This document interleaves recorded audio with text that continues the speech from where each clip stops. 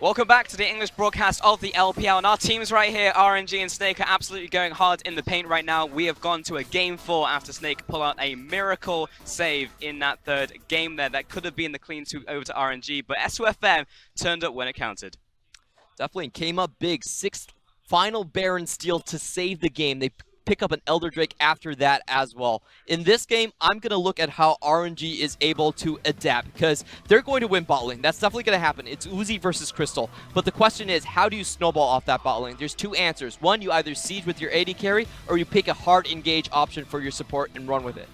Caitlyn Morgana, anyone? Oh, they've been banning it the whole series. Ming is also one of the few supports in the LPL that can play that Morgana, so it's not like it's a viable option for a lot of our teams here. So if you're looking at RNG, do you say more of the same, or do you want to see them change up their composition so if we do go late game, there is an insurance policy there? Here's the thing, this was on RNG's blunder here. The fact is that they had complete control of the bot lane. They could have very easily snowballed and closed the game. They decided to be very wishy-washy with it. Maybe they got too lax, so they were already too up in the series. I think they tighten up the bolts here, don't make the same mistakes, because they also did that when they gave Snake all of the tools that they needed. We've seen this over and over again. RNG cannot close cleanly, and I think their main problem was that they were too happy to play around the Baron pit with Snake. They could have just set up a siege and told Snake to come to them. They never did that. They always went into the jungle with Snake, and I don't know, but SOFM, just has a buff there. How do Snake clean up the early game? Because it was like, that was very much a comeback victory right there. It's like, if that Baron steal hadn't gone through, it was probably going to be lights out right there. So how do Snake actually get into the mid game at least even? They have to have Sejuani, and the reason why is because Sejuani has the best scuttle control of any of the junglers, and that is what SOFM thrives on. If you watch his path in each of these series, he's always grabbing double scuttle. Sejuani gives him the option to burst, have kill pressure, scale into late game for those 5v5s, and control vision. Yeah, nailed the champion pull. Any final thoughts, Clement? I just think Guogua needs to play up as well. In a lot of those early game teamfights, Guogua was nowhere to be seen. Either give him some more mobility or just try to slap him and make him awake somehow. Well, that's what we think. We'll see if it actually happens in practice as we send it over to the casters for our fourth game. Thanks, guys. RNG able to fight back in game number 3. Sorry, that's Snake, who are able to fight back in game number 3, making it certain they can try and continue their run here, Raz. Because a win there from RNG, it would be over for Snake in the spring split. Yep. That was very reasonable, very believable. I believed in it. Did you? I believed in it. RNG had such a good bottom side focus, and they had a mid-game composition. Only problem with that is you fail mid-game, you just get run over. That's what happened. I've got a picture of you, Raz, saying, you know, with your thumbs up, saying that Snake are going to win the LPL. What's going on here? Look, you're on that picture too, buddy. That's true. But I am, you know, a play-by-play monkey. Uh-oh. I say weird things all the time. I guess I can't take that same defense. Look, I said the Order Army was going to win MSI. Uh-oh. Look, You're an I have OPL faith, team. all right? I may have a big brain, but I have a big heart. Snake took my heart. But we know that the Chongqing fans here in the LPL Battle Arena have faith as well. They stuck it through even when RNG were at match point for game 3. Yes, it's an RNG dominant crowd. They've traveled all the way here to Shanghai to give their team support. They need it going into this next match. It's still do or die for them. And a win here for Snake would tie it, bring them to match point as well, but this time they're on red side again. And the fact that they didn't ban Sejuani is interesting to me because RNG should just pick Sejuani. Like, that's just it for me. Lock it in. There's no reason for them not to do so. In fact, MLXG has had a lot of strength towards it. I do not like the Swain first pick. I think Swain is a strong champion, but ultimately, if you're going up against Snake, and if you're not picking up the Sejuani, they're going to pick up Sedge. They can have a high-tempo early mid lane champion like a Talia, and just make it so, sure, Swain is great when she has Catalyst, but I mean, like, what does that mean to a champion that's already left the lane? Let's see what they do, because Camille, Ryze, and Cassiopeia were the 3 bans from RNG. Snake, they decided to take away Karma, Caitlyn, and Kai'Sa. They don't want Uzi to get his hands on that champion. Tom Kench, the first lock-in for Snake. Did they do this again? Did they go once again for the Jhin? They do. This time, once more. Saya Rakan is open here, Raz. There's certainly a lot of faith in what Snake had in the composition for game 1. They're on red side, and I feel like this was a red side focus that they had that they're really sticking to. So the fact that they don't have blue side that they did on the last game, and they thought this time around this was a composition that worked well for them perhaps in practice, but the one champion that I do not want to see here that was present in both of those games was Trundle, and they won't have the opportunity to do that. No, MLSG makes sure that SFM can't make that blunder, Raz. Thank the Lord. Gets locked in for him in the jungle. Going to be paired with its fairly odd friend of Braum in the bottom lane for Ming. Which is funny because this kind of composition is what we saw about 2 years ago. Trundle Braum, quite a bit of it. In fact, it was a Savoki special in Game Talents, is that you would inject a lot of disengage so heavily into your composition that you would look towards these fights around Dragon, around Baron, and you wouldn't be able to get anything on them because they would always be just an arm's reach away from you. That's a phrase I haven't heard in a long time, Raz. The Savoki special. Uh-oh. Hope I never hear it again. But it was Vladimir locked in for Snake. That should be Flandre's champion once more in the top lane. It looked good, just the execution wasn't quite right for Snake. Yeah, I'm always open to the Vladimir being the mid laner, especially since it's been a pick against the Swain. So people have picked Vladimir consistently versus Swain, recognizing that it just becomes a dud lane that you just try and sustain through it. But it's Flandre. That's true. Why give Gorgor Vladimir when you can give Flandre Vladimir? Because he did so well on the Ornn pick, and if Snake wants to find himself with a strong front-to-back team fight like they did in the last game, I don't want him to be on the Vladimir. You're saying they should pick Ornn? Because they can't pick Ornn, Raz. They banned the Ornn. They decided, you know what? Flandre doesn't get to play Ornn. They even banned the Scion. Scion's taken away this time in the second draft phase, commonly banned out in the first draft by Snake. No tanks allowed is what Snake is trying to say, so it feels like the Vladimir might go towards the top lane. No tanks, no clue. Sejuani as well as Zac get banned out by RNG, targeting the jungle pool. One tanky boy left, which is going to be Skarner. Locked in for Snake. SFM decides not to pull a page out of the LMXG book by picking up Gragas. You can do this. It's possible. What does Uzi play here? Because we've seen them target his champion pool. He's happy to go back to Ezreal. No way. Kalista. The lock-in for Uzi in the bottom lane. RNG say, you know what? We're going to win game 4, and we're going to do it quick. Yeah, Kalista is one of those champions that we just don't see a lot of at all. Really dropped off just because laning phase focus just didn't exist. The special used to be the Kalista Thresh. Of course, Kalista Alistar is another one that you could still look towards, but later on in the game gets outscaled pretty heavily. But if you have this much of a front line from RNG, she's going to be pretty safe. It's very disappointed. They've got the blue and purple combo of the bottom 4 picks for RNG, then Swain just messes it all up with his cool red and black. We'll have to see what the final pick from Snake is going to be, though. Maybe he has a bluish skin in game. We'd never know. It's a possibility. Final pick from Snake is going to be Flandre's pick top side of the map. You talked about it in game 1, Rez. He could always pull out the Kleptomancy Shen. No idea if that's going to be the Keystone Rune, but that is going to be his champion heading into the top lane against Cho'Gath. So he knows he's going up against Cho, which is a good lane matchup for the Shen, which goes back towards that question of Kleptomancy. You can go Klepto Shen and just try and get as much gold as possible for himself. Only problem is that usually the Klepto Shen is also tagged up with the support item for Bandit procs, but he's not going to be able to get that for himself. So I think he just goes Grasp the Undying, has himself pretty deep into the Resolve tree so he can find himself not getting pushed out of lane. Well, you also got what you wanted, Raz. Gorgor picks up Vladimir in the mid lane. It's not going to be Flandre's pick this time around. Instead, they get a real tank. I'd like to call this the Do-and-Be composition. Back in Xiaogu, yeah, we keep traveling back in time because when Xiaogu, we got it. Okay, it worked out. He didn't drop his papers too.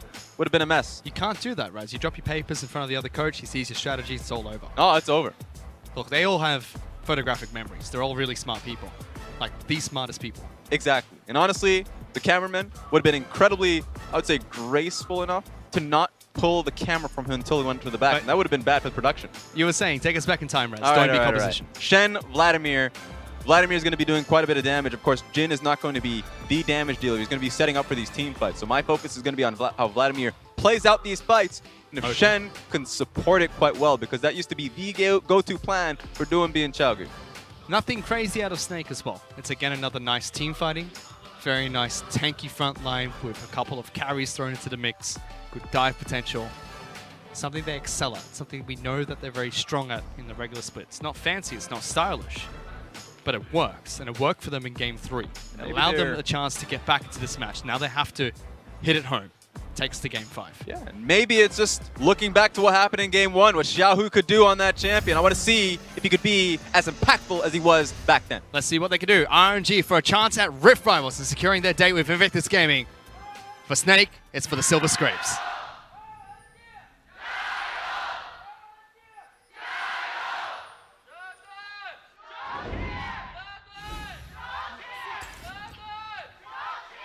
They're either reinvigorated Raz, or they've converted a couple of the RNG fans over to their side, because Game 3 was a fun one to watch. Kept Snake's dreams alive. They're now back onto the red side, which has lost 100% of the matches in this series so far. And look, when you see Baron steals like that, when you see team fighting like that, I'd swap too, man. I'd be a turncoat. Yeah, when you see calls like that as well, teleporting into the bottom lane and not going for Baron. Hey, few people would respect that, all right? Like who? Crazy people. Exactly. But there's So a the lot of non-crazy crazy people, all right? swapped over to the Snake side. You're making an assumption that there's not that many crazy people here. Well, you know, there's you, so that's Okay. quite a few already in this room. That's fair. I'll take it. Look, we're all a bit crazy, Raz. A little bit of invade coming out from RNG here, though. Move over towards the blue buff of Snake's side of the jungle. SOFM was starting on the top side. He'll pick up his own red buff. Now does he go straight to RNG's blue? He should just take his own red buff because, I mean, I'm talking about MLXG. MLXG, you're right, of course, going to be taking bot side, while Skarner should be taking enemy blue, because we're in a position where both have just swapped sides in the map. Gives Trundle some access to the bottom side of the map. If Uzi and Ming do get pushed in, he can use that to his advantage. Now SFM has been spotted out by a ward as he moves in towards the jungle. I would say it shouldn't be too meaningful unless if Let Me is willing to take the trek, but he's doing so well in lane that he really shouldn't. I think this is great for RNG as a team.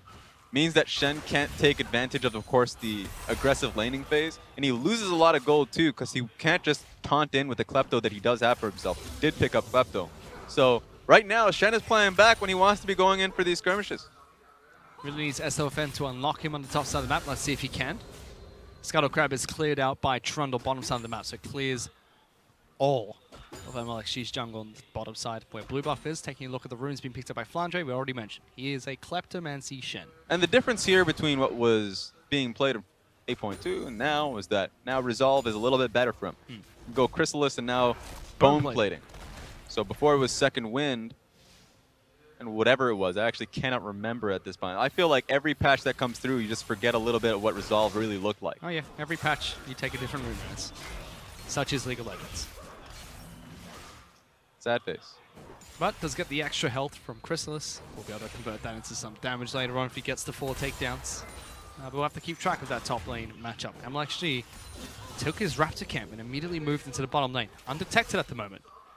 Level 3 for Houtier as well as Crystal. There we go. They're going for the fight. Jumps on top of Tom Kench first, trying to lock him down. He is going to get locked down. Stunned as well. Grey health going to get popped. Is that enough to keep him alive? There is an exhaust sticky on Uzi. Tower. Rips out the spears. And first blood picked up by Uzi. There was a possibility of it being turned around just because Ming was able to take one tower shot. But, I mean, Snake were just far too out there when they didn't have SOFM on that side of the map. So paying, I guess, supposed the large price for that. Again, a key win condition for Snake is to go even in the bottom lane matchup against Uzi and Ming, which is tough to do. These are strong players.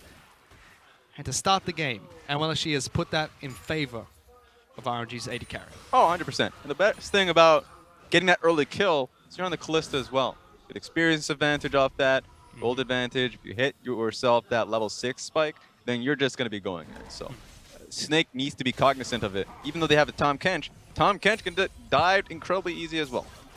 Certainly can. But it's only given them that single kill and some lane priority there. Pickaxe being picked up nice and early by Uzi. Rotates straight back into the bottom lane. And it's been a quiet game besides the sides of the jungle being swapped between MLXG as well as SOFM. The early gank that we saw come out from MLXG as well, targeting Houtier quite nicely. Crystal's gone back to base and he's picked up Ninja Tabbies for himself. There's still patch 8.6, not 8.7, where the changes were made to discourage AD carries and picking up the item over and over again. But should work quite effectively against what is a low damage AD carry. Yep. Uzi. Just trying to keep up in lane, so you're right about him just trying to play this one out defensively. I think it's a good call. What he does need to worry about is just getting to that road to level 6. I think he has at least some iota of safety. Shen, of course, once he gets to level 6, already close to that mark, Yep. should be able to help them out being able to do that. The spellbook on Guoguo, once he swaps out for TP, they have a good defensive strategy versus what is the dive composition RNG have for themselves. He's still holding on to heal at the moment. Crystal reloads, gets some damage onto Ming. Shield comes up from Braum. Stops some more damage that comes out from Jin. And Brahm's always been a good pickup against the Jhin. The shield has been a really large deterrent, of course, Oh, yeah. for Crystal walking up with the 4th bullet. Walks up with 4th bullet, wall comes up, and of course both members are safe from the damage. Even if the curtain call is going to be used by Jhin later on, the Congo line can get made behind Ming, puts up the shield. Nothing's going to happen from Crystal's ultimate anymore. But the focus has been entirely in this bottom lane. Mid lane, there is a little bit of a skirmish. Gorkor takes some damage, heals it back up from transfusions. Bottom lane is where SFM is trying to target at the moment, has Predator available.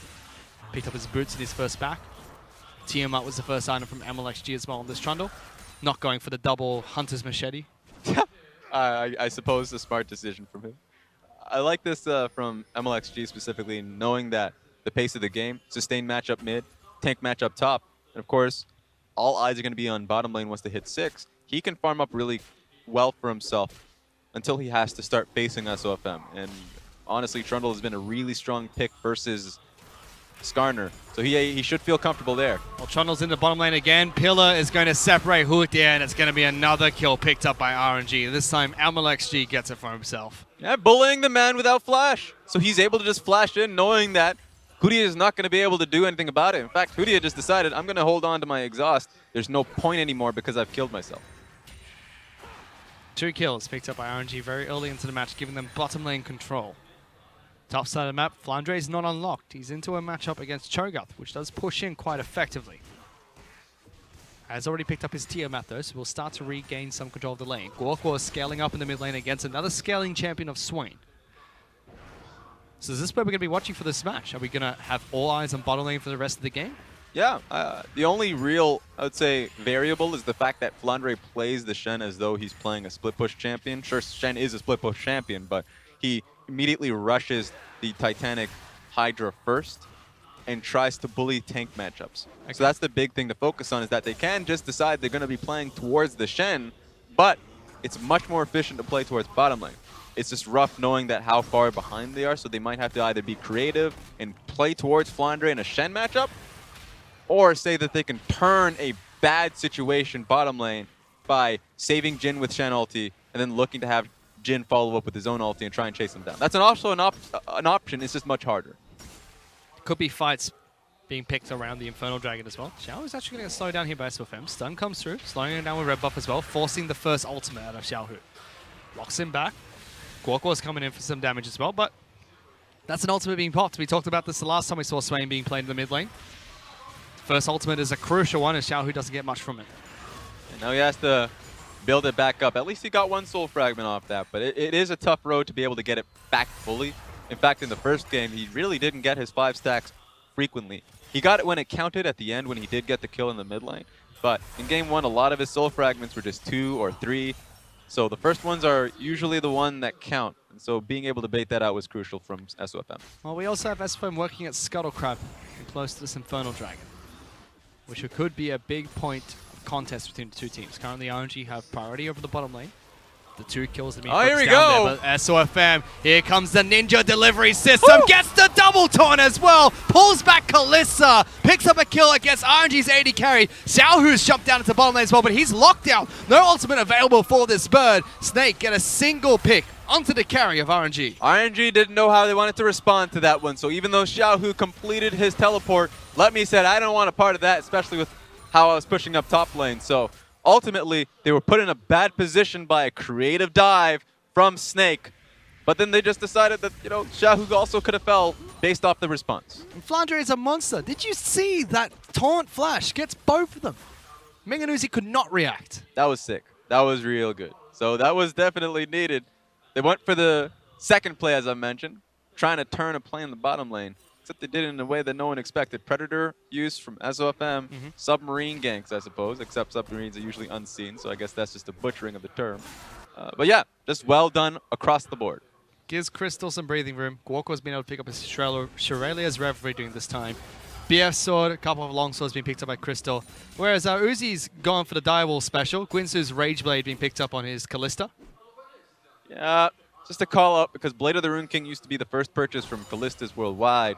It's just not an efficient item, especially the Gwinsu's getting the, I would say, change. Not a buff, but a change means that it's really beneficial to just champions that are going on hit. Which is scary because Gwynce's was changed to make it not as effective to rush as the first item, but everyone's doing it now. Gives you the stacking damage, extra bonus damage when it's fully stacked up and you're raged. Yeah, thankfully the base damage got reduced, so that's the biggest point of, like, you know, getting the first item and having a massive spike that doesn't exist anymore. But now it just has a larger scaling factor of the scaling AP damage. So now, honestly, AD carries can just go straight towards Nashor's Tooth. That being said, Crystal. Oh, they've locked down Houdier as well. He's forced to flash away. A lot of spears being thrown to Tahm Kench. Almost kills him, in fact. Did he get the grey health in time? Yeah, But he just didn't have enough spears in him. Still enough pressure here to make your presence known. RNG can just go straight for the dragon Infernal because Dragon as well. Crystal and Houdier are not going to be able to contest for a damn thing. Whereas in the mid lane, Guoko as well as Xiaohu trading back and forth. Good damage coming out from Xiaohu, chasing forward. Ultimate gets thrown out by Guoko. Does have the blood rush to try and heal back up if he chooses to go back into this lane. But Xiaohu showing his mastery on this lane. And again, we talked about him. First 2 games against WE, double MVP. First game in this series, picks up MVP for himself. He's been looking really good for RNG since the start of playoffs. Yeah. Good end to the season for him. Really strong from him. On Champions, we didn't expect him to do so on. Get me out of this lane. Are you oh, wait, kidding no. me? Flandre Oh, might he's be in some getting trouble. bit. There is Chomp available for Let Me. Wants to go for it, but Shadow Dash Flash gets bite in the him. way. No. He's got to hit that knockup first. Yeah. Normally, I'd say get me out of this lane because it's just going to be 2 tanks smacking each other. It's a Cho'Gath. Got to remember he can kill people with his Chomp. Yep, and Flandre hasn't gotten to a key point, or at least key item point for himself to really push Let Me back. So that's going to be something to look towards. The fact that Cho'Gath has a CS advantage in this lane, so it's a little unfortunate. Very slight CS advantage. Flandre's going for the bits and pieces build here, though, Raz. Raptor's Cloak, Dryum's Fist, Tiamat, Potion, Ward, as well as a boot. Now, Bit of your season 2 special. to tell people what he usually builds on this champion, before all the patches came through, Titanic was a big one, and also the Raptor's Cloak did end up going towards a... There are 2 items for this one. Either it's going to be Banner of Command, or more frequently for him, it would be the little critters, Zerat's Portal. Oh, no. So yeah, that's the type of champion he's playing right now. Little rhinoceroses. Yep. Suicide Rhinoceroses. Well, Flandre's already got that Titanic Hydra complete, so we'll keep track of those items. Good job by Let Me. Pushes another wave in as Flandre is making his way back to base. But he is going up against the Cho'Gath, so I would expect for him to go towards the Banner of Command. Righteous Glory Cho'Gath as well. Very early Righteous Glory. Blue buff is attempted to be stolen here. SOFM looking to try and see if he can outsmite XG. Doesn't get it. Taken away by Uzi. He's the one that picks it up with the Rend. All right. So Suppose he's something- going to be comfortable on that. Something we don't talk about from Kalista too much because we see a lot more Zaya at the moment, who is known for being very good at controlling neutral objectives with her feathers. Kalista's just 10 times better. You stick in 20 spears into Baron, you're going to rip it out with more damage than the smite. Got about wondering what the communication was back in the, let's say, meeting room. They're just talking about why they lost the game. Oh, we didn't secure Baron. All right, let's pick up Kalista so we can secure Baron. Excellent. Now, it probably didn't happen like that, but ultimately, with how clean RNG's been having in their early games, they just need the ability to secure objectives. So it's going to be harder for Snake, now that they're behind, to ever find themselves looking for these smite steals or looking for these incredible outplays. So we have to see if they can do it here. What are these teams doing? The moment they leave, Make it stop. the board gets placed down. I went off this ride, Raz.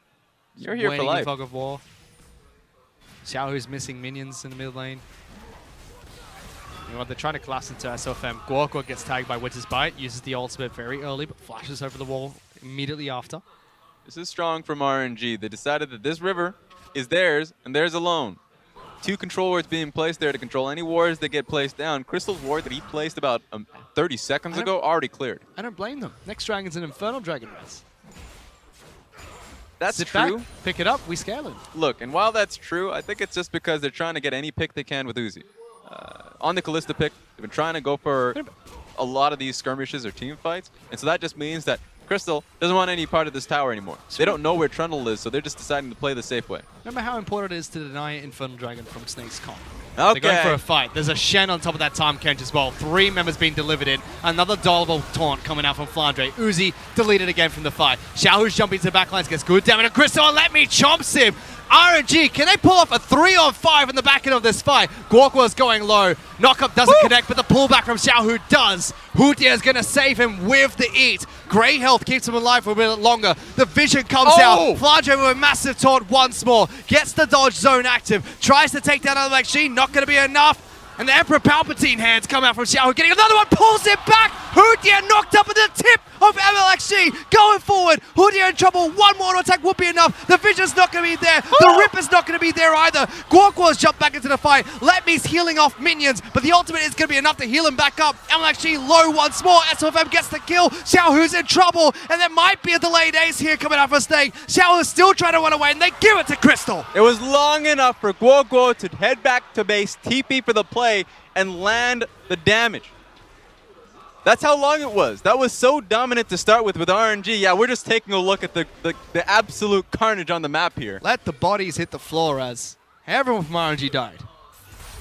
That was great from RNG. It started really well with Let Me TPing through. Yeah, let's start right from the beginning because initially you're like, all right, Snake, great setup. They got the kill on towards Uzi. It should be theirs to completely claim. Let Me decides, nah, I'm going to eat a man.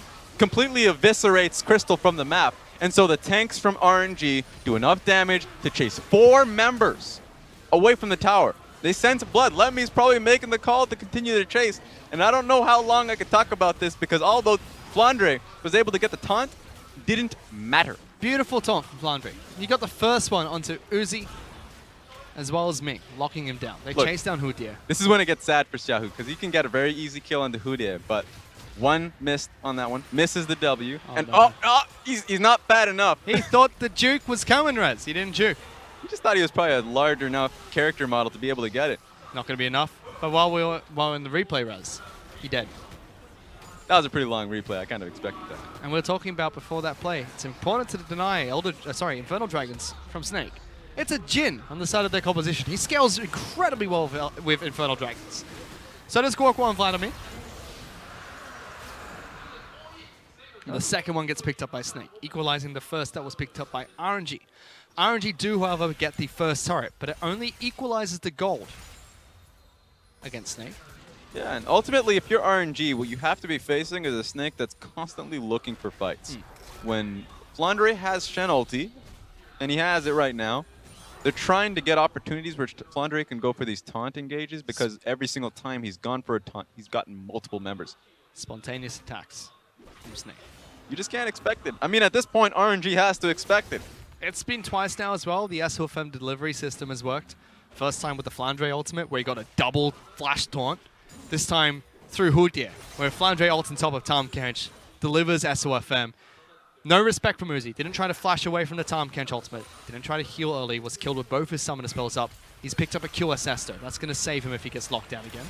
And look, that's probably my most, I'd say, favorite Shen ulti engage off of it. Unless if there's somehow a Twisted Fate player out there that's getting Shen ultied somewhere.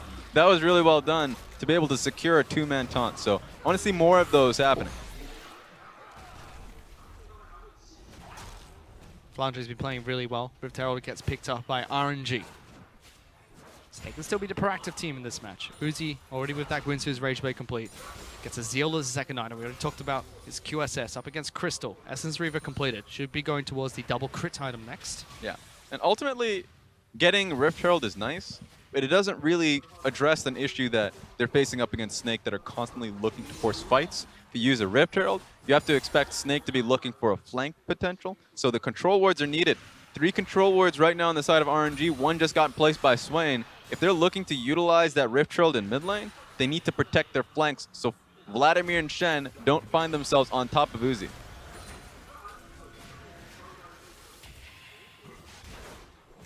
Again, going to the point of the match where it's very quiet. We didn't see this much in game 1 and 2 because it was one-sided for RNG from start to finish. Game 3, back and forth. It looked like Snake had the upper hand. They were the one looking for the fights, trying to initiate.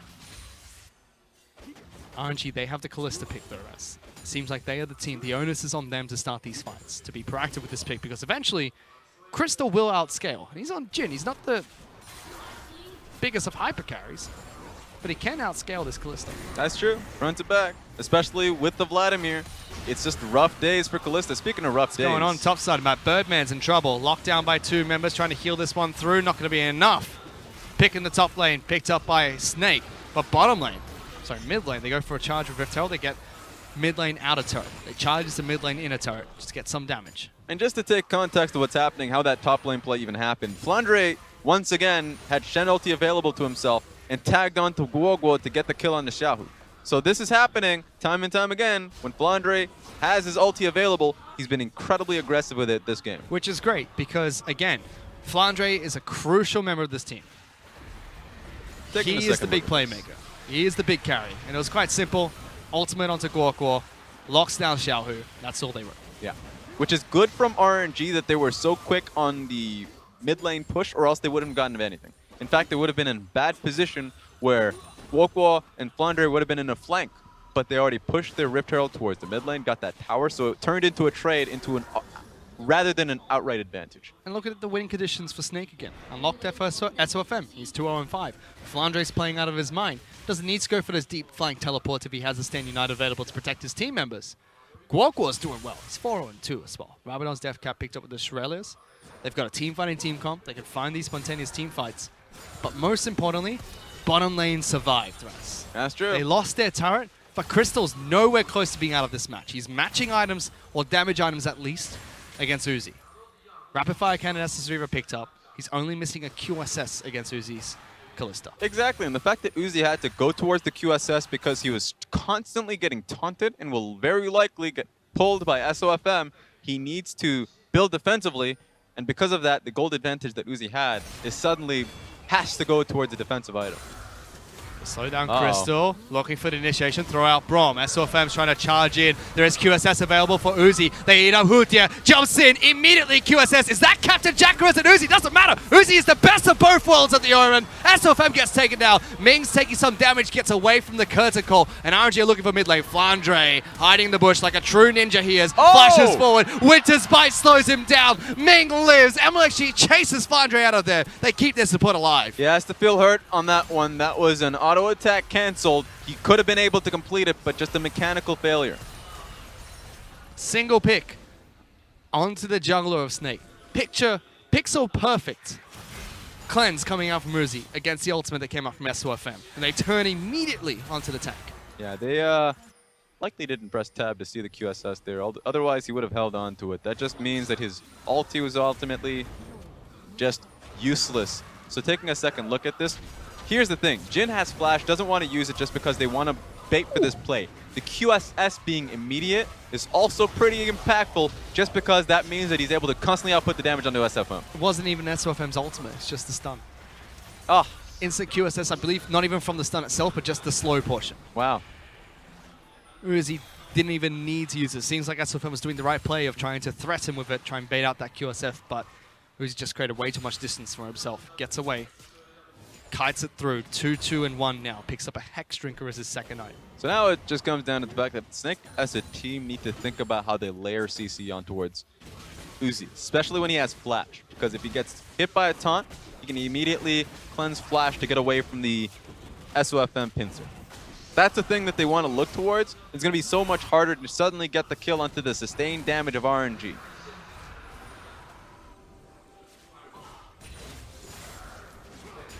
Cloud Dragon does get picked up by RNG, locking down another objective for themselves. Baron buff is alive, and it is an objective that this time RNG can play around quite successfully. You've got the Chomp from Let Me, you've got the Smite from MLXG, and you've got Kalista in your team comp. And our Spears can secure that quite effectively.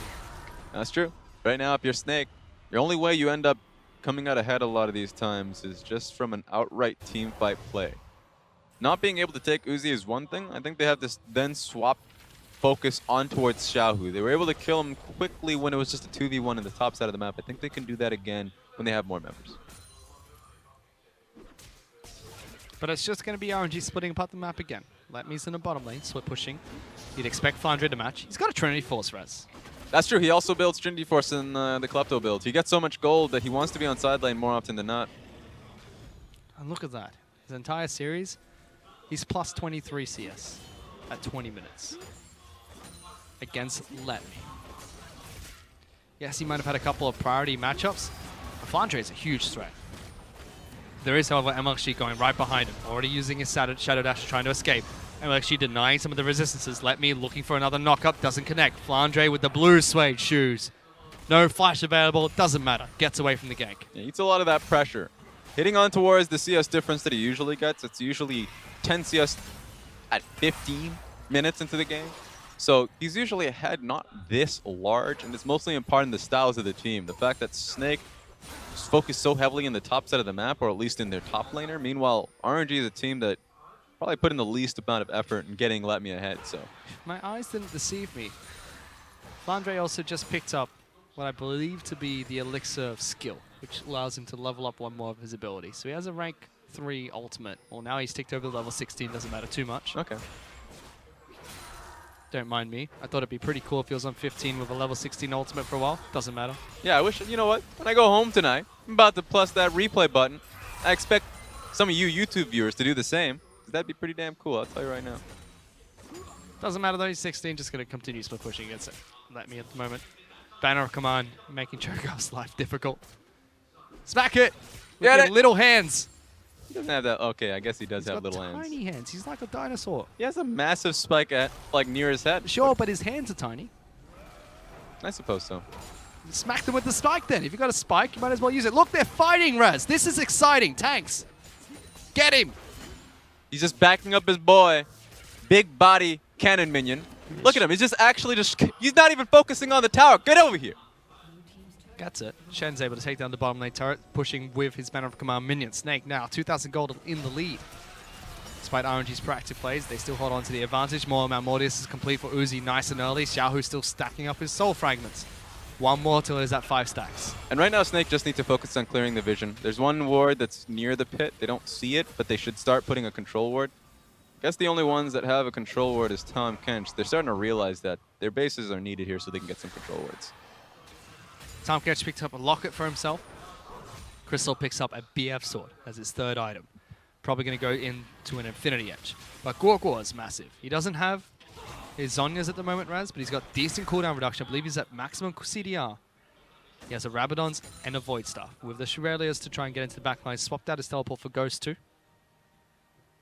He just really needs the Zhonya's for himself. The moment he gets Zhonya's, then he's at a really good spot in these team fights where he can just go ham. And that's where Snake tried to fight. Use the Stand United on top of Gorgor combo. And that's usually where it's too difficult to find yourself ever focusing on towards the Jhin. Just the AD carry of Snake. Just because once you have the ability to just throw the Vladimir in there, even if you had exhaust, and by the way, RNG do not have exhaust, then he can just buy as much time as possible, find himself Zhonya's, and then constantly just back him and Shen up, so then Jhin can just work on the front line going forward. Opting for the Ignite instead to mitigate the healing that will come out from Gorgor during these fights. Uzi's going to have quite a bit of healing for himself as well. More Mount Mortius when he gets low. That will pop the lifeline, give him a decent amount of healing. He's got a Vamp Scepter for himself.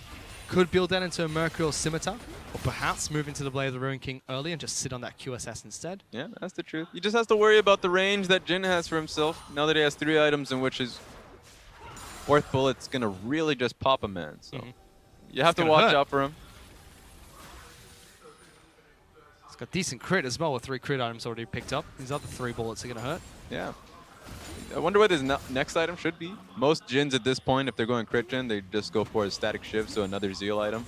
They could do that, or he can look across the field and see that there's a lot of armor on the side of RNG and just go towards the penetration. This is very scary, though, for RNG and RNG fans, because Snake are the team that should be pretty happy going into late game, if I'm not wrong. You've got a Vladimir, a double tanky front line, and a Jhin. Yes. RNG have a Callista. That tends to fall off towards the late game. Yeah, and that's why you look towards what Callista's building for herself, the on-hit nonsense, the defensive item of Mercurial... Trying to figure out what that item's called.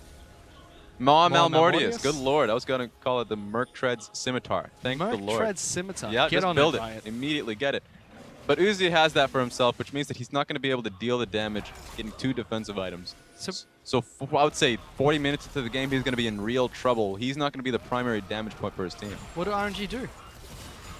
Infernal Dragon's up. They could try and force a fight there, but do they want to force a fight? Yes, if they have vision control, they can start to pick Fudier and move forward. So they need to start thinking about them as a pick potential composition. So start with one person and move on to the next. They looked for it there with Xiaohu trying to get the grasp. Predator has already been used by SOFM. Xiaohu is not in this fight. He's in fact over the wall, and Flandre with a double taunt in the back lines. Uzi's left untouched, but they pull back the main tank from RNG. Try and take down Let Me. He disengages, gets away. Guoguo now going in for the flank himself. Pops the ultimate. Xiaohu wants to jump back in, pulls back Guoguo into the fight as well. Stand United coming out from Flandre. He's fairly low jumping into this one. This looks like a good fight for RNG, and it pops. Xiaohu with the kill. They throw Brom in as well. Slams down the chair, gets the knockouts. RNG win a team fight. That was difficult to swallow from Snake. The fact that it felt so good from them, even the taunt, but they didn't have damage to follow it up. And that's why my eyes go into Guoguo, because he pulled into middle of 4 people, but didn't have his E, so there was no damage to follow up on. He actually just had to disengage outright. And they couldn't kill Let Me, Raz. Yep. SOFM pulled the tank back in. If they could kill the Cho'Gath, it would have been so good. He's now at full health. Feast is coming back off of cooldown. SOFM is here. He has to try and make another Miracle Steal. Smite and Ren, they just have to focus on the fight.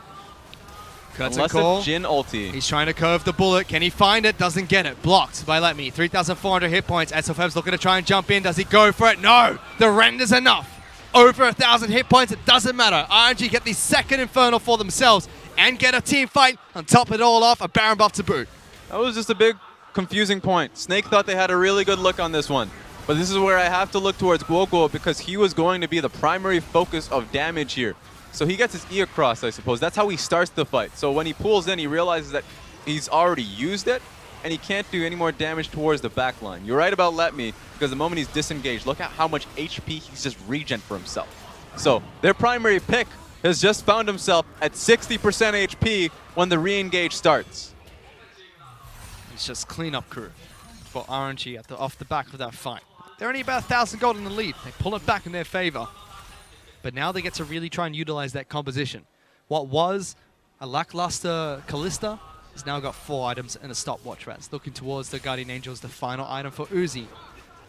And normally, you look at a 6-item Kalista and say, you know what, our AD carry outscales. But currently, Snake's AD carry is sitting on a last Whisper. Half an item. 3.5 items complete. And look, if you're a Jin, if you're looking at a very massive Cho'Gath, there's not much you can do.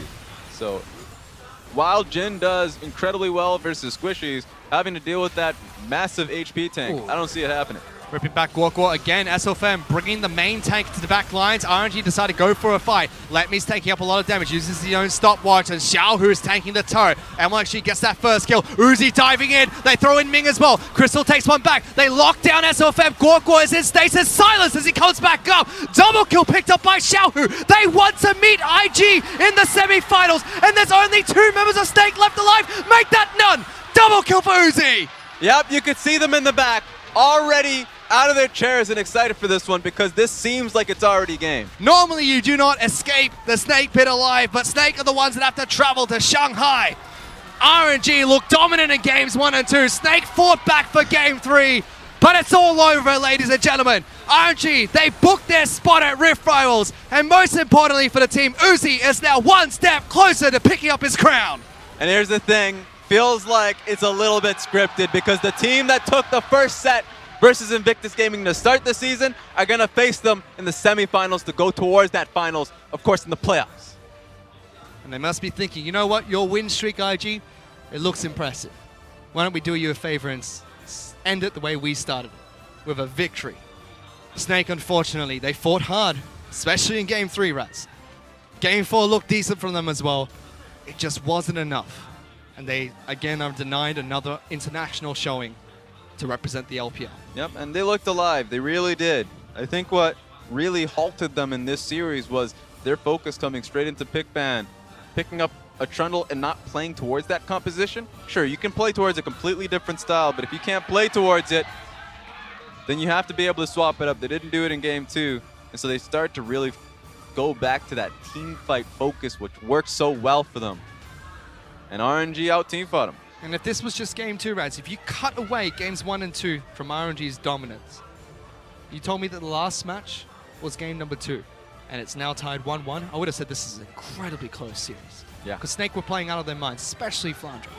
Flandre looked incredibly good that series. but 2 back-to-back team fights. And that's true, but you know what? You go up against this RNG team, they can adapt. Snake focused and really forced them to adapt, and they did it. What's going on back there, Raz? You used to be a coach. What are you talking about? I don't know. Just gave MLXG a big hug. There's a lot of love going on Let here. me got a nice kiss as well. Okay, that one, I don't know about that one. But there's still a lot of love in the air. It's not all just right? Trevor that gets kisses in esports, Raz. Let me get some as well. Kiss me. Oh, boy. But seriously, RNG being able to adapt in these teamfight situations, coming out ahead. I think Let Me had a phenomenal game on this one, so big one for him. His massive Cho'Gath, I think this is the second time that he's able to showcase this one, first at the end of the season, and this one here today as well, where, look, they tried to pick him up and you can't do it, then he understands what he can do to impact the fight. Crucial one for him was when he was able to get an E and flash in towards the Jhin and get that bite off. That was a really big one. Snake would have won that team fight if it had not been for him. But unfortunately for Snake, their playoff run ends here. They got the quarterfinal bye. They got the seed into this match. It wasn't enough for them. RNG able to pick up the victory in game number 4. Games 1 and 2 were incredibly one-sided, but they had to fight through games 3 and 4.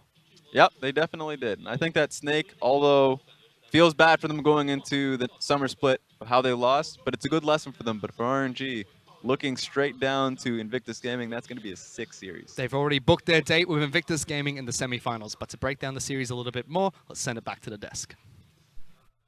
Thanks, Fish. I mean, that was very much a nutty game from start to finish coming out. I mean, we were sat there looking at the game and we're like, this is going to game 5. This is actually going to happen. We're looking at the drafts and we're like, I think Snake are going to do this. Now let me be clear. If RNG draft like that against Invictus Gaming, that's not going to go past 3 games. This is one of my least favorite drafts from RNG. Now I will kind of talk through the mentality here, because you still have the Trundle Swain. Clement can tell you more about that.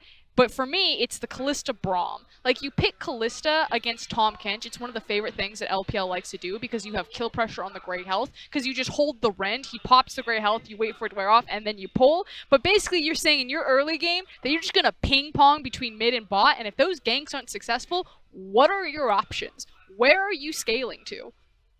That's a huge problem with the Kalista late game. She's the lowest DPS AD carry you can possibly pick up. However, with this composition, I actually felt like they did have some parts of Teamfight in mind as well, just because of that front line. They have a massive front line, and with that front line, Kalista can actually continue to deal damage. And that really was the big difference in the later parts of the game. Snake, great catch potential, but they had no damage to actually take down the Cho'Gath or the Trundle with the Subjugate on already. So that was kind of the difference maker. But the thing is credit to the Cho'Gath pick in particular, because obviously when you have the Jhin and you have that much tanks loaded onto the match, he's not going to be outputting that damage. But the Cho'Gath was actually the flex pick at the very end. If Cho hadn't come in there, I still look at Snake's draft and I'm like, you're going to be perfectly fine here. So a clutch split-second flex pick. And Trask, I want to expand on a point earlier talking about the fact that RNG only really had one play in the playbook, but they did manage to execute that again and again in the bottom lane. Like, yes, it was very obvious, but it still worked just because of what they were able to pull off in the bottom lane. But yes, it was very obvious, and you have a Tahm Kench. So if your one win condition is you must make these gank works, and it's so obvious. It's the Callista and the Kench. You see this in the LPL time and time again. It's a Braum. It's there to empower the jungle. You know that Trundle is just going to repeatedly gank you. You have the Tahm Kench. Why are you there? Why are you even opening yourself up into this situation? Why aren't you communicating to your jungler? I mean, SOFM is known for his priority and secure over Scuttle Crabs. Like,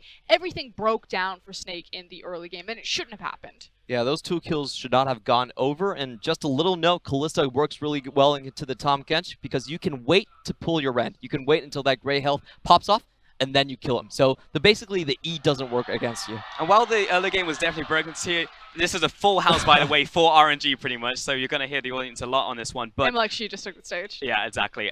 But if we look at like further on in the early game, it was actually Snake who managed to win a very drawn out fight. Like, this is basically coming down to mechanics and like your decision making in the moment, and we saw Snake actually come up trumps in this one. This was probably one of the craziest fights that we've ever seen. Are we going to pull a replay? That is the plan. Okay, perfect. It is, if you haven't seen this, if this doesn't make Reddit, I would be shocked. I think this is like the most unfortunate series of events chained together for RNG and just sick outplays from Snake. No, it really started with the catch potential from Snake right here. They actually waited for all of their members to go back in lane. It was kind of like a bait. It's like a trap there. They wanted RNG to go up and start hitting that tower. And look at this. They go in there and they instantly taunt Kalista, take her out of the fight. But RNG are here as well. They're really fast on the play, and they have those big brawlers in the front and no sustained damage coming out from Snake. So they're able actually to take this back from everyone. And the Vladimir here, Guoguo, getting out alive is one of the biggest parts of this team fight. You have to remember, that guy has a teleport, and he's going to come back. FLICKR, one iota away from actually just killing MLXG underneath that tower, you know? And they just want more. Xiaohu's thinking that he can finish this, but watch Hudia and his sidestepping. He actually does not fall down here. Manages to walk back, dodges 2 skill shots, keeps Xiaohu there, and Guoguo is back in the fight to clean up. Hudia played like an absolute god. Literally Tom Kench. Like, the only larger champion there is Cho'Gath, and he's able to just, like, blue suede shoes, Waddle like, his way breaking out, ankles yeah. as he's moving around. It was just crazy stuff. so You don't really expect it to come out of Snake, especially from those members. We were saying, like, look towards Guoguo, is he going to play up? But then it was like, Hudia on the bottom lane, Tam Kench, he was the one making the plays. And Hudia has been on Tom Kench duty. I mean, Clement, you talked about at the very beginning of the day, what, 85% win rate on the 85% champion? win rate, most played as well. But if you remember back to 2017, Hudia's biggest champion was the Alistar, and he was one of the primary reasons why Snake's team fight was getting better. So, yes, he just showcased why he's a good Tom Kench, but that guy, if you do give him playmaking champions, which unfortunately we won't see until next split, because goodbye Snake, he can be that star, and you just saw it right there. I mean, that's pretty much Snake in a nutshell, right? It's like every single one of those players. I mean, at a certain point, we called FLICKR a prodigy, right? Like, we're looking at these players, like, when are they going to turn up? When are they going to start shining? And I think we saw a lot of that this split, you know, when they had their meteoric rise to success. They started to plateau, but coming into playoffs, we were pretty hopeful that they would be able to make a run. Yeah, Snake has been the funnest team to watch so far. They have a really slow early game. Worst bot lane by far in the playoffs, Yep. and like worst first tower rate, worst first dragon rate. But they're able to claw back just because of those miracle team fights and stuff like that. But the problem is, like, I just felt like in this series they started off on the wrong foot, way too far off. And the first 2 games, if they could go back in time and redo those, I actually think Snake had a really good shot at taking down RNG. And they shouldn't at all. Because again, pound for talent, RNG, I believe that they're the only team that should be able to contest Invictus Gaming. They're the only roster that can even match that or survive the lane phase. So again, for RNG to get out of the series 3-1, especially on those types of drafts, that cannot happen against Invictus Gaming. You will get blown up. Before we start going full big picture, I want to just look at the final fight in which it kind of went wrong for, not kind of, it did go wrong for Snake right here. Yeah, and I want everyone to kind of pay attention to what SOFM does this fight, because FLICKR is trying to play this like a goddamn hero. Guoguo then piles on. SOFM is playing with the dragon. He's like, team, aren't we just doing the Infernal right now? Yeah, just the damage from the Demon Flare coming out bursts onto everyone, and there's just that moment of hesitation where you really look at Snake and they're not sure where they're trying to go, and of course SOFM's a big part of that. And the thing is that's not just the Dragon Infernal, that was effectively the Baron. team fight that lost them the game. It Yeah. goes into the Baron, there's then a pick mid lane, and then RNG just run it up mid on a comp that has no scaling options available for them, and they close out with any stroke without even breaking a sweat. And it did feel like RNG, in the same way that like I feel like Snake was also gifted an opportunity in that 3rd game, were also gifted many opportunities by Snake in this series. And going back to your point earlier, Frost, it's like, well, if they do this exact strategy against a team like Invictus Gaming, who they will be going up against now, then it's not going to pan out. It kind of comes down to, and I have to, again, I've been a coach for League of Legends teams. Like, I know how those comms go, where if your players are feeling confident, if they want specific picks, that you just give them the benefit of the doubt. You default to trust, because Sure. the relationship is never, I would be shocked if there was any team in the world that was basically like, you are going to play this, and if you don't play this, I'm going to bench you. It's always going to be an open dialogue. And watching RNG, watching their drafts, watching the plays that they make, it feels like, I'm feeling confident on this, give me the pick. And that works for RNG because their players are so talented. But again, if they make it to the international stage, when they face Invictus Gaming, that's when you need to tighten those bolts, and they're not learning the lessons that they need to ramping into that series. Yeah, that's a big difference between RNG and IG at the later halves of the split. When we were talking about IG, they were practicing their compositions. They were saying, hey, we want to play this late game comp, Azir Kog'Maw, here we go. We want to play this early game comp, then we take the Varus, we take an early game jungler, and they go with it. RNG, it doesn't look like they actually have comprehensive compositions. They are very reactive in terms of what the enemy throws at them. I think Karma was a good choice early on, but the last 3 games when Karma was taken, the last games when Karma were taken away, their drafts have been kind of all over the place. There's not a lot of strong scaling, not a lot of strong team fight, and they're just winning because they're better players. Yeah, I mean, it definitely seems like there's a lot to change going into that next series. We're going to pull up the bracket here and actually see what happened after the end of the day, taking that 3-1 victory to RNG. And of course, as we mentioned, going up against Invictus Gaming, now the most dominant team in the LPL currently in the semi-finals. It also means congratulations, Royal Never Give Up. You join Invictus Gaming and Edward Gaming as our Rift Rivals representative. So still one more ticket up for grab between Billy Gaming and Rogue Warriors. Oh man, I think a couple weeks ago we were saying Rogue Warriors pretty much set to go into the semi-finals. We're probably going to be our Rift Rivals representatives, but right now it actually looks like Billy are set to make the run. Oh no, Rogue Warriors have gone off a cliff. They've actually had a 4-game losing streak right now, and they've all been 2-0s, 2-0s, 2-0s. The last one was 2-1. I just imagine going be driving the car, freaking out, everyone's yelling, and SMLZ in some passenger seat just SMLZ. The question for that set down. is, can they actually turn it around? Because if they don't, then I think BLG is going to have a very easy time 3-0 and stomp them. I mean, I said it yesterday, I'll say it again. I think BLG are rocking all the way to the finals as well as Rift Rivals. It seems to be the case so far in the split, and that's going to be coming up tomorrow, so make sure to tune in for that one. I know a lot of people were watching the LCK match today. I know as soon as this is done, I'm going to go home and watch that series myself. But that's going to do it for today on this broadcast. So on behalf of myself, my analysts, everyone in the broadcast crew, thank you so much for watching. We'll catch you again tomorrow.